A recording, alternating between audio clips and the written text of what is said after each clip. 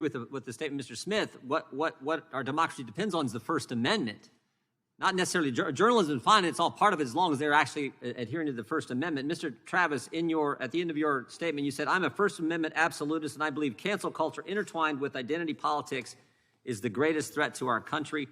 I could not agree more. Do you have a functioning First Amendment when only one side's allowed to talk? Do you have free speech when big tech, big media, and big government decides what can be said and what can be seen? No, you don't. Not at all. Not at all. And I think that is the major issue that our country is facing today. Yeah, more important than this broad concept of journalism, which I'm all for, it's the First Amendment, the right to speak and to speak in a political nature and not be censored for speaking out in a political fashion. Is that right? Yes, sir. Mr. Shabern said in his opening statement that this bill would have high-quality professional journalism would be able to form in this consortium and cartel. Is Outkick high-quality journalism? I would like to think so.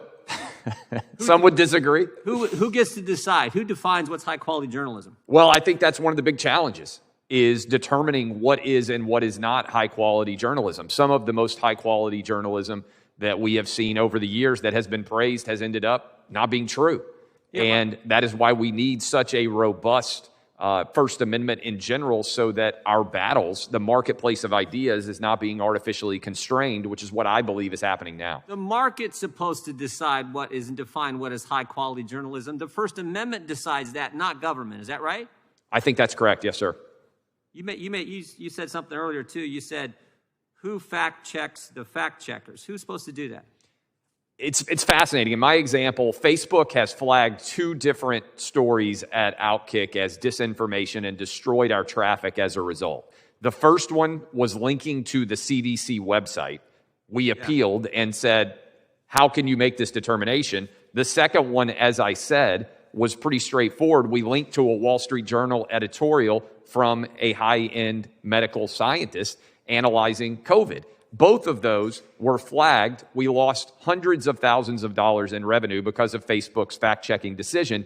There was no appeals process. They don't even bother responding to us. But in a general sense, Mr. Travis, isn't it supposed to be the First Amendment that also fact-checks more speech, right? I mean, yes. A number of Democrats have quoted Justice Brandeis. Justice Brandeis said, if there's, quote, misinformation or disinformation out there, the answer is not to squelch that and stop that. The answer is to allow more speech to happen, i.e. the First Amendment, correct? That is the entire theory of Justice Brandeis's view of the First Amendment, and also the entire basis of the marketplace of ideas.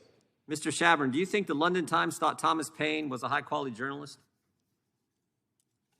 I'm not sure I could answer that. I'm not trying to respond to that, Mr. Jordan. What I can say is that I represent a vast array of points of view in my membership. Okay. And every one of them has a problem with the marketplace for their content that they invest in greatly. And it's not working for I'm not saying there's not a problem. I'm all for using antitrust to go after the big tech companies. I'm all for doing 230, something we could do right now. We could repeal 230, take away the liability protection. We could do that right now. If Democrats wanted to do that, we certainly do. We've introduced that legislation. I'm all for doing that. What I'm nervous about is this alliance between big government and big tech that Mr. Greenwald talked about. But I also wanted to go to Mr. Greenwald and talk about this other alliance, which I think is just as frightening, and that's the alliance between big tech and big government.